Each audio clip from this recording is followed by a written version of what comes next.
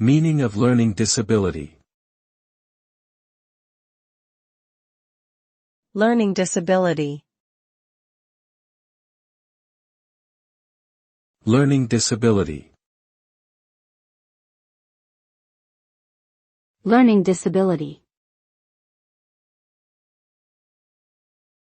Learning disability. A learning disability refers to a neurological disorder that affects an individual's ability to learn, process, store and recall information. Individuals with learning disabilities may have difficulties with reading, writing, speaking, listening, reasoning, math, or social skills. These difficulties are often not related to intelligence or motivation, and can significantly impact educational, occupational, and daily living activities.